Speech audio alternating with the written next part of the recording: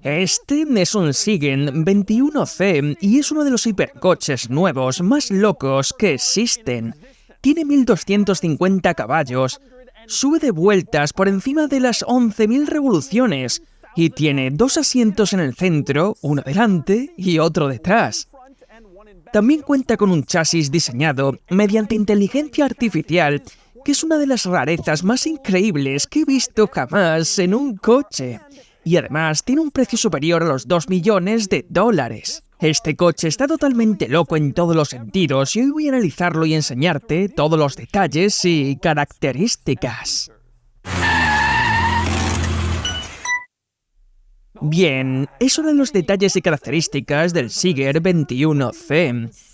Y si tienes curiosidad, 21C significa siglo XXI, lo que hace referencia a que este coche introduce algunos métodos de producción increíbles que aún no se habían visto en vehículos y de los que hablaré dentro de unos minutos. Pero primero empecemos por lo básico. Número 1, esto no es un coche eléctrico. No te preocupes, no es otro hipercoche o superdeportivo eléctrico más. Este coche tiene un V8 biturbo de 2,9 litros que produce unos brutales 750 caballos. Ahora bien, va combinado con un par de motores eléctricos que aportan 500 caballos adicionales, para una potencia total de 1250 caballos, enviados a las 4 ruedas. Es un coche con tracción total, y aunque lleva esos motores eléctricos delanteros y siendo un híbrido, sigue habiendo un V8 en este coche, y sube por encima de las 11.000 revoluciones. Así que, de nuevo, no es eléctrico, ni siquiera se enchufa. Es un V8 de altas revoluciones, y eso lo hace aún más espectacular. Y con tanta potencia, las prestaciones son impresionantes. Un 0 a 100 por hora en menos de 2 segundos. Obviamente, algo increíble, velocidad punta de 253 millas por hora, lo que lo convierte en uno de los coches homologados para carretera más rápidos de todos los tiempos. Esas cifras son una locura. Luego está el precio, que empieza alrededor de los 2,35 millones de dólares, por supuesto. Eso también es una locura. Todo en este coche es de locos. Así que vamos a empezar a repasar los detalles y características. Comenzamos con el diseño exterior, que es impactante, obviamente. Increíble, alucinante, ridículo. Conducir esto por la calle hace que la gente literalmente enloquezca. No se parece a prácticamente nada más que haya en la carretera. Parece una nave espacial, una nave alienígena, nada se le acerca ni remotamente. Y parte de la razón por la que el diseño es tan llamativo, tan loco, tan exagerado y tan ridículo es todo este espacio vacío a ambos lados del coche. Puedes ver que hay una gran zona abierta aquí, donde otros coches tienen carrocería para el habitáculo. Este simplemente no la tiene. No parece correcto, pero así es como está hecho. Y esta zona abierta tiene varias ventajas. Por un lado, al llevar el habitáculo más hacia el centro, se mejora el reparto de pesos, tiene más masa concentrada justo en el centro del coche, en lugar de colgando a los lados. También está optimizado aerodinámicamente y además aumenta el flujo de aire hacia estas enormes entradas laterales para ayudar a refrigerar el sistema de propulsión. Pero al hacer todo eso y crear este gran espacio abierto con todas estas ventajas, se genera una desventaja poco habitual. El habitáculo tiene que desplazarse hacia el centro. Y eso es exactamente lo que tiene este coche. Es un coche biplaza, pero un asiento está delante, en el centro, y el segundo asiento está detrás. También en el centro, así que en lugar de un deportivo biplaza convencional con los asientos uno al lado del otro, aquí están en un tándem. Conductor y pasajero van sentados uno detrás del otro en el centro del coche, lo cual es totalmente alucinante y, bueno, tan loco como muchas otras cosas que tenemos en el coche. Y por supuesto, cuando haces un diseño así, también significa que el acceso al habitáculo es bastante inusual. Así que empecemos por la llave. Esta es la llave del Siegen 21C. Puedes ver 3 botones distintos. Tienes bloqueo, desbloqueo y el último botón abre el portón trasero, del que hablaré en unos minutos. Desbloqueas las puertas con la llave y entonces no hay tirador de puertas. Si miras el lateral del coche, no hay ninguna forma evidente de abrir la puerta. Eso es porque está oculto, está aquí debajo, Hay un pequeño botón, lo buscas con la mano dentro de esta toma de aire, lo pulsas y entonces la puerta se abre. Y digo la puerta porque efectivamente es una sola puerta enorme que se abre hacia afuera y hacia arriba, algo así como una mezcla entre puerta de mariposa, de ala de gaviota y de tijera, y es gigantesca. Tiene que serlo porque esta puerta da acceso tanto al asiento delantero como al trasero. No hay una puerta delantera y otra trasera. Hay una única puerta enorme para ambos asientos y se abre ocupando muchísimo espacio. Y de hecho, hay que tener cuidado con dónde aparcas, porque la puerta se abre bastante alta y bastante ancha, mucho más allá de la huella del propio coche, así que hay que pensarlo antes de salir, porque si no, podrías dañar la puerta. Una cosa bastante ingeniosa de la puerta es que la bisagra está escondida dentro de esta pequeña zona con rejilla. Este panel de fibra de carbono con aspecto de malla parece una sola pieza hasta que te fijas bien y verás que una parte está separada, recortada, y ahí es donde está la bisagra de la puerta, que puedes ver cuando se abre y eso es bastante inteligente. Menos inteligente es el aspecto que tienes al entrar en el coche. La gente del Siger lo tiene dominado. Puedes hacerlo en 2 segundos, pero si eres novato requiere algo de esfuerzo, porque hay mucha carrocería entre el exterior y el interior del coche, y no quieres golpearla ni rayarla con los zapatos o lo que sea. Así que hay que tener cuidado. Para hacerlo bien tienes que sentarte primero sobre esta pieza de fibra de carbono aquí. Esto es como el umbral de la puerta, la bañera del chasis, y obviamente puede soportar un peso enorme. Una persona no es ningún problema. Luego metes las piernas, inclinas la cabeza y haces un movimiento bastante aparatoso hasta acabar sentado dentro. Salir es exactamente lo mismo, tienes que apoyar el trasero en esta pieza de carbono y luego girar las piernas y levantarte para salir. No es lo más fácil del mundo, con el tiempo le pillas el truco, pero este es el precio a pagar por tener una posición de asiento central. Puede que estés pensando, espera un momento, este coche tiene 2 puertas, el lado del conductor y el lado del pasajero, o al menos esos serían los términos normales. Pero aquí no hay lado del conductor ni lado del pasajero, entonces, ¿por qué lado entras? Y la respuesta es que para el asiento delantero da igual, puedes entrar por cualquiera de los 2 lados, tú eliges, algo que no se puede decir prácticamente de ningún coche. El pasajero trasero, en cambio, casi siempre tiene que salir por el lado del pasajero, y eso se debe a la ubicación del anclaje del cinturón del conductor, que, como puedes ver, el pasajero trasero podría salir por el lado del conductor, pero tendría que esquivar el cinturón y moverse con cuidado. Es mucho más fácil salir por el lado del pasajero donde no hay cinturón. Ahora bien, una vez que te has plegado dentro del coche, hay muchas rarezas interesantes en este interior, empezando obviamente por el hecho de que estás sentado justo en el centro del coche, del habitáculo, del carril. Todo es un poco extraño si no estás acostumbrado. Y eso también significa que los mandos están en lugares algo distintos a los que esperarías con una posición de conducción central. Así que empecemos por los controles en las puertas. En el panel de la puerta del conductor puedes ver algunos controles. Tienes un botón para cerrar las puertas y luego tienes un pequeño botón con el dibujo del coche visto desde arriba. Con la puerta abierta, obviamente, pulsas ese botón y la puerta se abre, y es bastante sencillo. Debajo tienes un pequeño mando con un espejo, que es el control del retrovisor de ese lado, y debajo de eso tienes 2 interruptores, que parecen mandos de elevalunas porque efectivamente son elevalunas eléctricos, todo bastante normal. Curiosamente, en la otra puerta las cosas son bastante diferentes. Aquí tienes 2 controles compartidos, uno en el mando del retrovisor, que ajusta el espejo de ese lado del coche, y también tienes el botón de apertura de la puerta, que abre la puerta desde ese lado. Pero aparte de eso, hay otros controles distintos. Uno es este botón que abre el portón trasero. Como he dicho antes, llegaré a eso en un momento. Hay componentes muy importantes ahí detrás, y así es como lo abres desde el interior. También hay un segundo mando giratorio aquí, y algunos botones debajo de él, que sirven para manejar la pantalla del sistema de infoentretenimiento, que también hace de cuadro de instrumentos, es la pantalla para todo. Como solo hay una única posición central del conductor, solo hay espacio para una pantalla. Lo hace todo. Y muchos ajustes se hacen con estos botones y este mando situado en la puerta del lado del pasajero, si es que queremos llamarlo así. Y curiosamente, esta pantalla tiene muchísimas funciones. Este coche tiene radio, y no solo eso, tiene Bluetooth, y no solo eso, tiene Apple CarPlay. Puedes tener Apple CarPlay en tu Siger 21C. No puedes tenerlo en un Cadillac Lyric.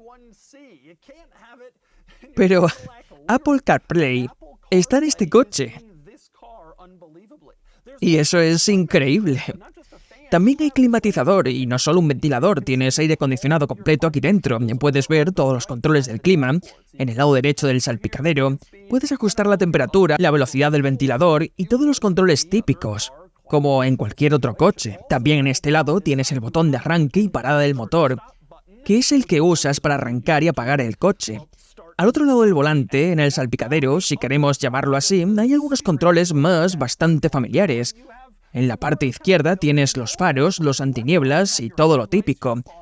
Más hacia el centro tienes el botón para desconectar el control de tracción que curiosamente lleva la silueta de este coche, muy distintivo y muy chulo. No un simple botón genérico. También tienes dos botones de modos de conducción. El botón estándar que pone Mod cambia entre los modos Street y Sport, los habituales para conducir a diario, y si pulsas el botón con la bandera cuadros, entras en el modo Track para circuito. Y si mantienes ese botón pulsado, entras en el modo Track Plus. También hay un botón marcado con una R, que por supuesto pone el coche en marcha atrás, y curiosamente hay dos formas de poner este coche en marcha atrás. Una es pulsando ese botón R, la otra es tirando de la leva izquierda, la de reducir, cuando estás en parking, y eso también pone el coche en marcha atrás. Y ya que hablamos de las levas, hay un par de cosas interesantes. Están impresas en 3D. Y de hecho, muchas cosas de este coche están impresas en 3D. Es una parte fundamental de la historia de este coche y hablaré de ello con más detalle en un momento. Tienes las levas de subir marcha a la derecha y las de bajar marcha a la izquierda. Si tiras de ambas a la vez, entras en punto muerto o parking cuando el coche está parado. Y de nuevo, la leva izquierda sirve para entrar en marcha atrás. Ya que estamos hablando de la transmisión, este coche utiliza una caja manual secuencial de 7 velocidades y es una transmisión manual sin embrague, de embrague simple y no de doble embrague. Es una secuencial típica como la del Aventador o las de Ferrari F1. Pero debido al sistema de motores eléctricos del coche, utiliza Torque Field al cambiar de marcha. Eso hace que los cambios sean más rápidos y un poco más suaves, así que al conducir casi se siente como una doble embrague. Es una caja de embrague simple, sorprendentemente rápida, gracias a esa función de relleno de par. En fin, ya que estamos por aquí, hablemos del volante, que como puedes ver en realidad no es un volante convencional. Tiene esta forma peculiar, más parecida a la de un coche de carreras, y también incluye algunos controles interesantes. En el lado derecho tienes, por ejemplo, el claxon. Es un botón situado en el lado derecho del volante y también tienes un control de luces que sirve para dar ráfagas con las largas. Antes vimos dónde estaban los controles principales de luces, pero este es para avisar rápidamente. También tienes aquí el intermitente derecho y este mando giratorio ajusta el volumen del equipo de audio. Bajando desde el centro hay otro mando, que es el control del elevador del eje. Puedes moverlo hacia arriba o hacia abajo, según quieras subir o bajar, y es bastante estándar. En el lado izquierdo del volante hay algunos controles más, de nuevo el intermitente izquierdo y también algunos controles para el teléfono. Este mando giratorio ajusta la pista de audio siguiente o anterior y también sirve para desplazarte por distintos menús e informaciones en la pantalla. Por último, en la parte inferior, este interruptor es el del limpiaparabrisas, así es como lo activas a 253 millas por hora. En general, a pesar del habitáculo pequeño y de la posición central única del conductor, los controles están bastante bien diseñados y están repartidos de forma lógica donde esperarías encontrarlos. En realidad, todo es bastante intuitivo y fácil de entender. Pero, como te imaginarás, hay algunas rarezas, empezando por las salidas del aire. Antes mencioné que hay aire acondicionado, pero ¿dónde están las salidas? Y la respuesta es que están escondidas en las puertas. Puedes ver esta abertura en el panel de la puerta, que en realidad es la salida del climatizador. Está en ambos lados y recorre toda la puerta, pero tiene un pequeño interruptor en el centro para separar la salida del aire delantera de la trasera. Para el pasajero de atrás, una salida de aire integrada en la puerta muy sutil, absolutamente rara y alucinante. También es interesante el parasol, que puede ser montado en la parte superior del parabrisas, y por supuesto solo hay uno, porque solo hay un ocupante delantero. Tiene una forma curva que sigue el contorno del parabrisas, es muy pequeño, pero existe, hay un parasol. Lo que no hay, sin embargo, es un retrovisor interior. Los únicos espejos que tienes son los montados en las aletas en el exterior del coche, que te muestran lo que hay detrás. No hay retrovisor central interior porque, bueno, si lo hubiera, básicamente estarías mirándote a ti mismo y al pasajero trasero. No serviría de nada. Así que tienes que apañarte con los retrovisores exteriores. En cuanto a los controles del asiento, curiosamente, están en el lugar habitual. Este coche tiene asientos eléctricos que se ajustan con mandos normales. Situados en el lateral izquierdo del asiento, puedes moverlo hacia adelante o hacia atrás y reclinar el respaldo, bastante sencillo para el asiento delantero.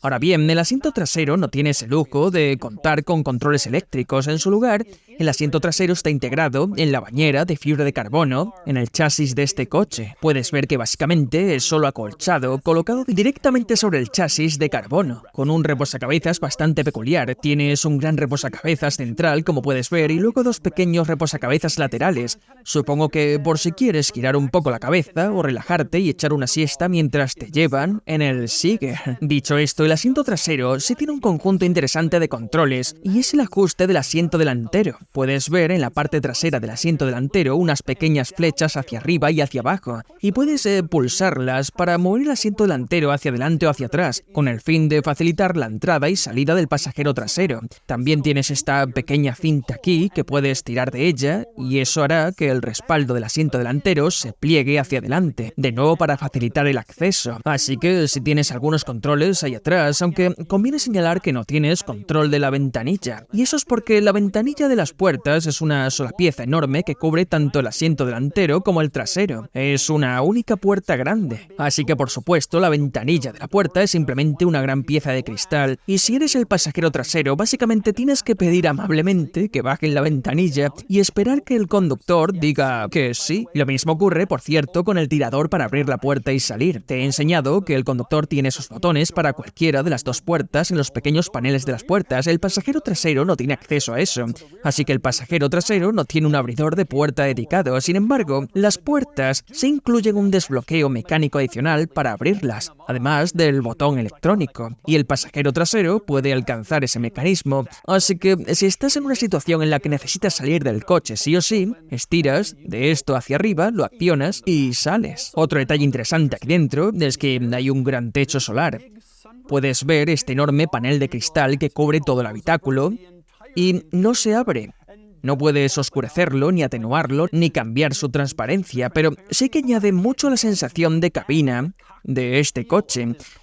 Entre la disposición de los asientos en tándem y el cristal alrededor y por encima, realmente te sientes como si estuvieras sentado en la cabina de un avión cuando te subes. Y uno de los elementos más llamativos en el exterior de esa cabina es el limpiaparabrisas. Puedes ver este limpiaparabrisas montado en vertical con dos brazos de fibra de carbono. Son importantes para la estabilidad porque, para cumplir con la normativa, este coche no solo necesita un limpiaparabrisas, necesita uno que pueda funcionar a su velocidad máxima de 253 millas por hora.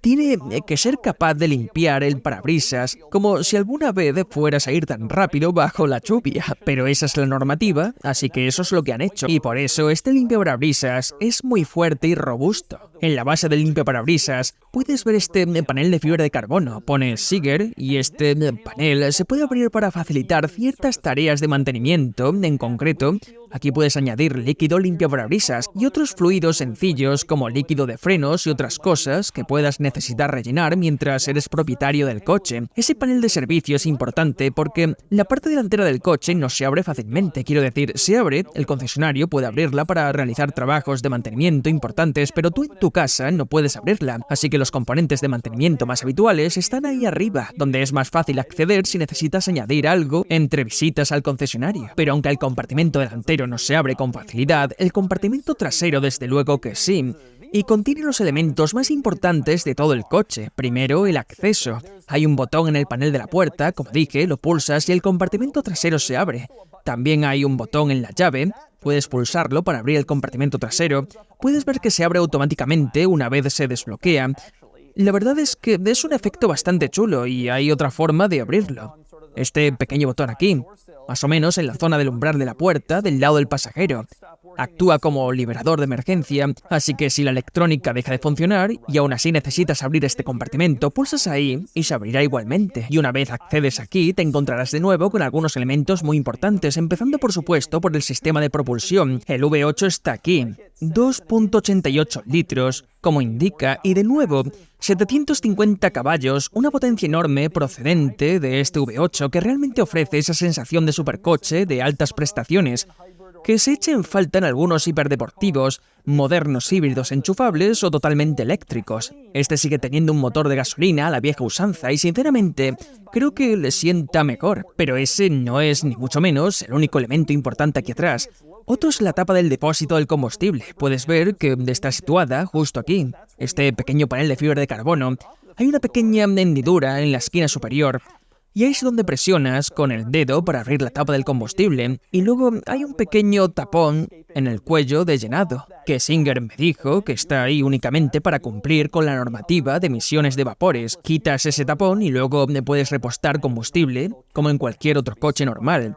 Es un sistema sin tapón, salvo por ese pequeño tapón algo molesto que tiene que estar ahí cuando lo venden nuevo. Y por cierto, con la tapa del combustible situada aquí atrás, sí, eso significa que cada vez que paras a repostar este coche tienes que abrir el compartimento trasero, lo cual en realidad no es un gran problema. Pulsas un botón, se abre, pero sí atrae mucha atención. La gente se acerca a ver este enorme compartimento trasero abierto, el motor, todo queda a la vista cuando paras a echar gasolina. También ubicado aquí atrás tienes un maletero, aunque cueste creerlo, este panel de fibra de carbono.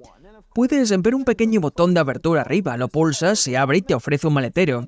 No es precisamente enorme y, por supuesto, dada la ubicación de este compartimento de carga, va a calentarse bastante, así que no querrías guardar bebidas frías aquí, esperando que sigan frías al llegar a tu destino.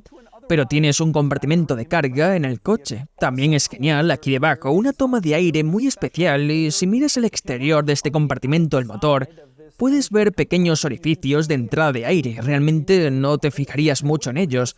Son muy sutiles, no parecen muy evidentes, pero por dentro sí lo son. Levantas la tapa y puedes ver estos conductos que parten de cada uno de los orificios y llevan aire al motor. Es bastante bonito bajo el capó. Estos conductos de fibra de carbono moldeados y esculpidos que introducen aire son algo realmente genial. Pero lo más impresionante de este compartimento trasero y en general bajo la carrocería del coche es el chasis, que sinceramente es una de las cosas más increíbles que he visto jamás en cualquier coche que haya analizado.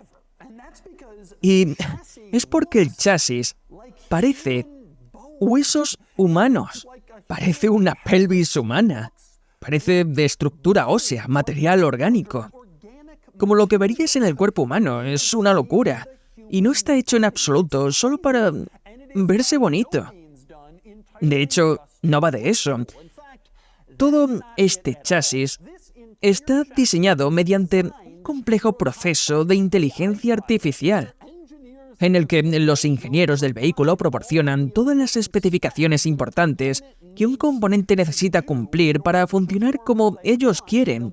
Le indican, por ejemplo, cuánto peso tiene que soportar, qué tamaño puede tener dentro del vehículo y cosas así. Y el algoritmo de IA genera realmente la estructura óptima para ese componente concreto. Es algo increíble. Y da como resultado estas formas tan extrañas, pero básicamente es como la evolución. Acabas con piezas perfectamente dimensionadas por todo el chasis del coche, diseñadas para no desperdiciar nada. Su peso, su tamaño, su diseño.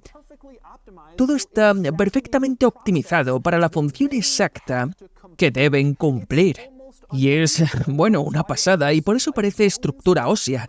Y cada pieza está impresa en 3D. Decirlo así casi le quita mérito a lo que realmente ocurre aquí. Están utilizando impresión 3D para fabricar los propios componentes, pero se hace a un nivel muy alto, con una tecnología propia de aleación de aluminio que crearon para obtener estas formas exactas y cumplir con el tamaño y todos los requisitos que querían para hacer este chasis perfectamente optimizado para el rendimiento del vehículo. Su dinámica, sus cargas, y todo lo demás. Normalmente no entro tan en profundidad en este canal en temas de ingeniería, pero personalmente creo que esto es algo digno de contemplar. Es increíble mirar el chasis y ver todas esas estructuras, y eso es lo que hay debajo del coche. Creo que es con diferencia lo más impresionante del coche y la forma en que todo está diseñado, cómo está optimizado y cómo casi parece material óseo orgánico humano. Y no puedes evitar preguntarte si la IA y los algoritmos están generando estas formas basadas en la optimización para distintos esfuerzos y procesos. Algún día nos reiremos de las líneas rectas que tienen los coches actuales en suspensión, chasis, refuerzos, teniendo en cuenta que esto está optimizado por algoritmos para la forma perfecta. También merece la pena señalar que este es un método más eficiente de fabricar cosas porque pueden diseñar algo, imprimirlo en 3D, probarlo y, si no funciona, introducir números, parámetros en el algoritmo y obtener un diseño distinto y probarlo rápidamente. No tiene que pasar por el mismo proceso a gran escala que encontrarías en la fabricación tradicional. Antes de que os riáis de esto, como si fueran fantasías de un fabricante de hipercoches de pequeña producción, cabe destacar que otros fabricantes de coches han tomado nota y, de hecho, han firmado contratos para usar algunos componentes del coche. Seeger pertenece a una empresa matriz llamada Divergent. Divergent ha firmado contratos con importantes fabricantes de coches para producir componentes como estos para coches realmente exigentes. El Bugatti utilizará estos componentes 3D diseñados por IA. El mismo acuerdo se aplica al nuevo McLaren W1 y al Aston Martin Valhalla. Los coches y las empresas exigentes se toman este proceso en serio y deberían, porque es tan impresionante y diferente y loco, y probablemente es el futuro. Con el compartimento trasero cerrado, hay algunos detalles más interesantes aquí atrás que merecen la pena mencionarse, empezando por, hablemos del nombre. Seeger, escrito con C Seeger, aunque se pronuncia Seeger, y el nombre proviene de los fundadores de la empresa. Es un nombre un poco extraño. Desde luego, no es un nombre conocido por todo el mundo, pero es el que es, y quizás con el tiempo se aprenda a pronunciar a medida que estos coches se vuelvan más populares, igual que todos sabemos decir Lamborghini. Otro detalle interesante aquí atrás, tienes un emblema que pone B-Max. Eso no es solo Seeger presumiendo de que este coche es rápido. Esa es la versión concreta del 21C, que es este coche. Hay dos variantes distintas de él. Está el modelo normal, que es la versión de alta carga aerodinámica, y ese viene con un gran alerón. Eso no es solo Seeger presumiendo de que este coche es rápido. Esa es la versión concreta del 21C, que es este coche. Hay dos variantes distintas del 21C. Está el modelo normal, que es la versión de alta carga aerodinámica, y ese viene con un gran alerón, obviamente pensado para generar carga aerodinámica, maximizar los tiempos por vuelta en circuito. Esta versión es el modelo B-Max. Viene con una carrocería mucho más limpia aerodinámicamente, no genera tanta carga aerodinámica, pero la carrocería y la aerodinámica permiten una velocidad punta más alta, y por eso esta versión se llama B-Max. Es unos 18 centímetros más larga que el modelo de alta carga aerodinámica, gracias a esta carrocería diseñada aerodinámicamente para lograr la máxima velocidad punta. Con el precio de partida de este coche, $2.35 millones, puedes escoger si quieres el modelo de alta carga aerodinámica o el modelo B-Max. No hay un superprecio por uno u otro, simplemente eliges el que mejor encaje con tu forma de entender el coche y cómo quieras usarlo. Seeger dice que solo van a fabricar 80 unidades en total, 80 para todo el mundo, así que eliges el que quieras. No han decidido, por ejemplo, 40 de cada uno, simplemente dependerá de lo que pidan los clientes, y eso determinará cuántos de los 80 corresponden a cada versión. Un par de detalles más interesantes aquí atrás. Por un lado, el escape. Es un escape con salida hacia arriba, lo cual es bastante loco. Eso es exclusivo del modelo B-Max. La versión de alta carga aerodinámica tiene el escape colocado de forma más tradicional, pero es muy curioso verlo aquí. También atrás tienes una barra de luces, como puedes ver, que recorre toda la parte trasera del coche y forma una especie de U, muy distintiva, muy exótica y queda bastante bien. También merece la pena decir, en el lateral del coche, quizás hayas notado esta pequeña franja de colores. Puedes ver 3 colores distintos colocados de forma sutil, justo delante de las ruedas traseras.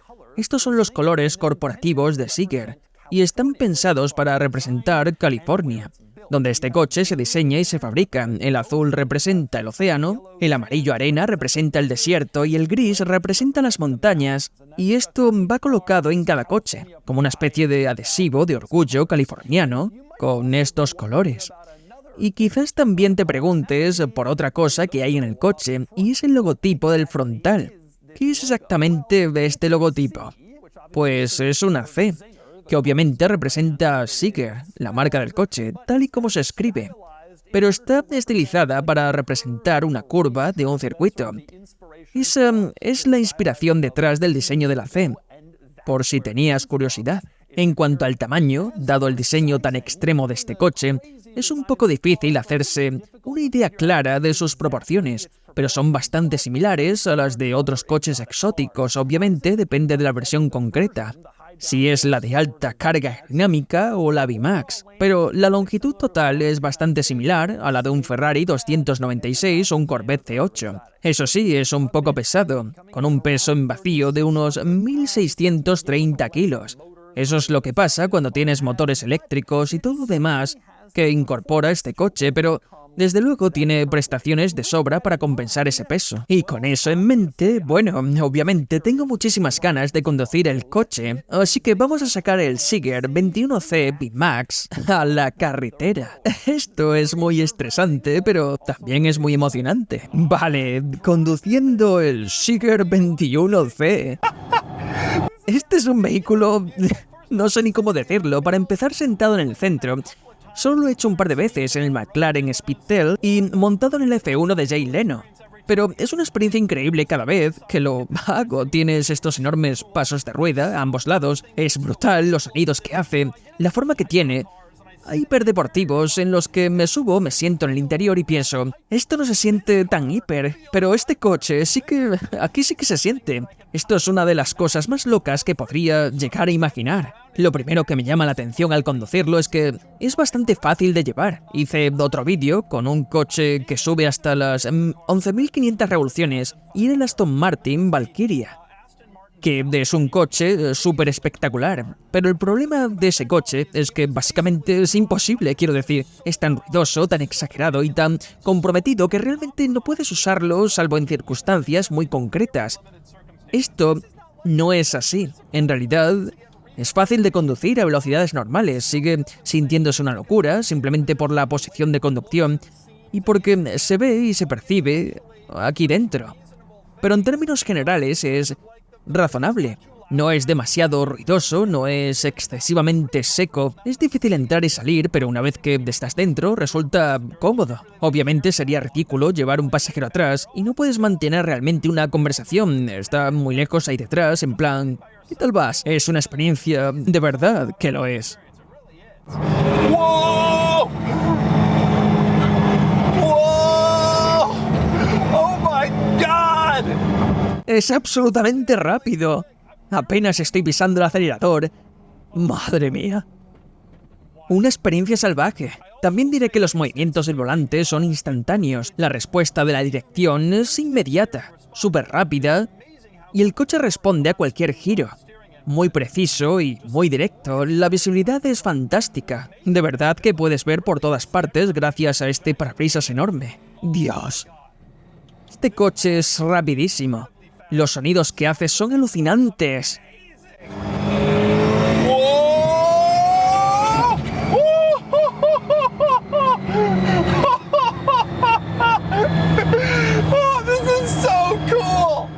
Además, se siente súper sólido. ¿Sabes? Es un Seeker, no es un Bugatti ni Lamborghini. Piensas, ¿esto será uno de esos coches hechos un poco a lo loco? ¿Que se sienten raros e inseguros? Y para nada. Se siente tremendamente asentado, muy sólido, muy capaz en carretera. Me da un poco la sensación de un Koenigsegg. Y esto es lo más genial del mundo. Todo el mundo alucina cuando ve pasar esto en la carretera. Oh my God! Apenas le estoy dando gas y es rapidísimo. La respuesta es increíble. Además tiene un buen peso en el volante. Se siente agradable, como está compensado y tiene una respuesta, bueno, es excelente. No es súper ligero como ocurre en algunos superdeportivos de altísimo nivel. Oh my God! Esto es lo más. Es súper capaz, Dios mío. Cambia la dirección rapidísimamente. Es muy rápido de conducir, frenos excelentes, se siente genial. La dirección, bueno, es una locura. Si yo diseñara un superdeportivo para mí, muchas de estas sensaciones serían exactamente las que elegiría. La forma en la que se sienten los frenos, la suavidad e inmediatez. Y también la respuesta de la dirección es que son perfectas, es todo muy preciso, es maravillosa y con el peso justo, muy bien diseñado. Lo siento, Forerunner. Oh man! Oh man, this is... Esto es increíble. Te diré una cosa, entiendo perfectamente que a este precio hay gente que se lo piense dos veces con Seeger por el tema de la marca y no tiene una historia larga como Ferrari, etc.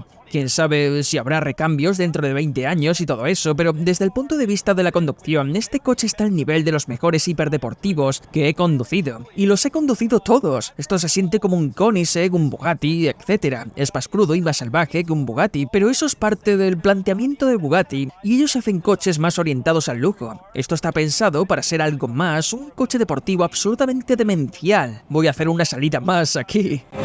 Oh my...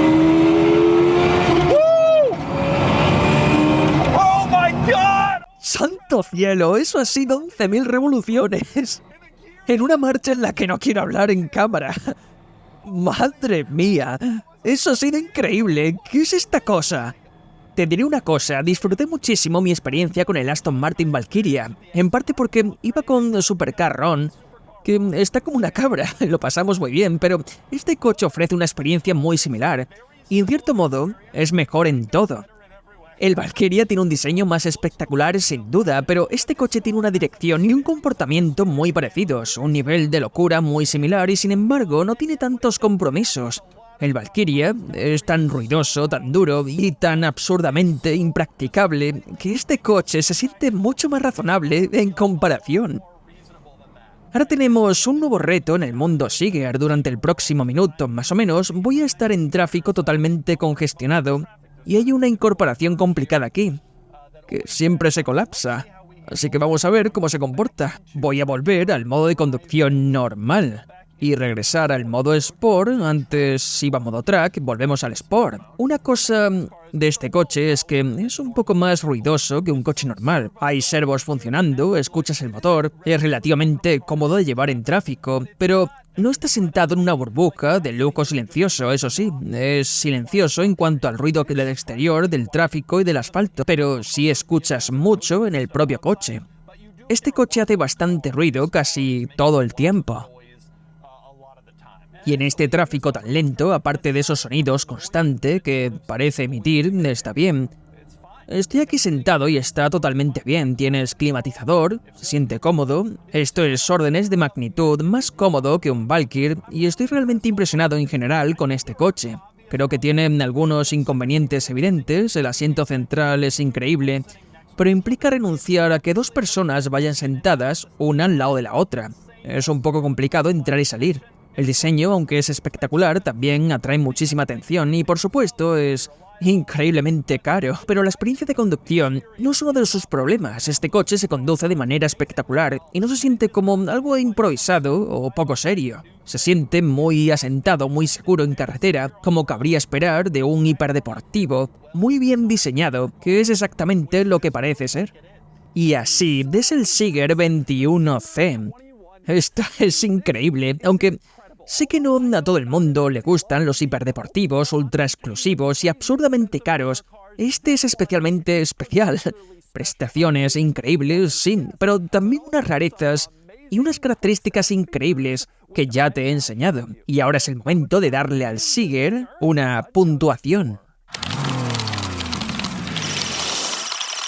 y la puntuación es de 72 de 100. Es una gran puntuación, pero lo más impresionante es que se convierte en solo el segundo coche después del Ferrari Daytona SP3 en lograr un perfecto 50 sobre 50 en las categorías de fin de semana. Este coche es realmente increíble de ver, de conducir y de disfrutar.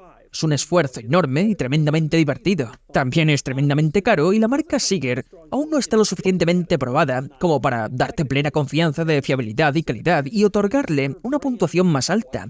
Aún así, este es un coche increíble y especial desde el punto de vista del conductor, y merece un lugar entre los grandes pilares del mundo de los superdeportivos y de los hiperdeportivos.